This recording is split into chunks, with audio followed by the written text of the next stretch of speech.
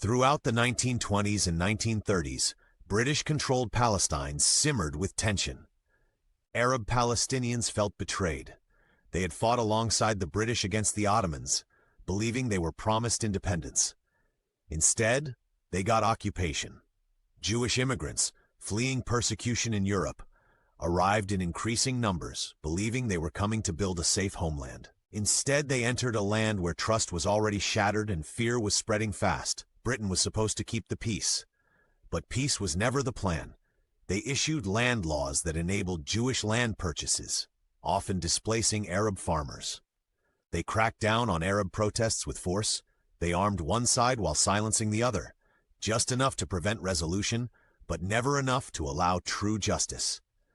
And when resistance rose, Britain labeled it terrorism. In 1936, the Arab population launched a massive uprising, strikes, civil disobedience, and armed rebellion. It was one of the first major anti-colonial movements in the modern Middle East. Britain responded with tanks and tear gas. Thousands of Arabs were killed. Tens of thousands were imprisoned without trial. Entire villages were destroyed.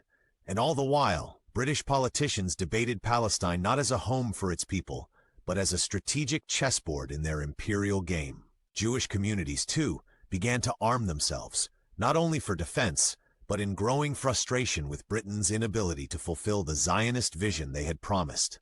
Paramilitary groups like the Irgun and Lehi emerged, launching attacks on both British forces and Arab populations. By the 1940s, Palestine was on fire, and the British, who had lit the match, were ready to leave the room. In 1947, exhausted and unwilling to take responsibility for the mess they had made, Britain handed the question of Palestine to the United Nations. And that's when the map was drawn, not by the people who lived there, but by outsiders who believed borders could fix broken trust. In the next section, we'll examine how the UN Partition Plan, the Nakba, and the formation of Israel created a permanent fracture, one that still defines geopolitics today.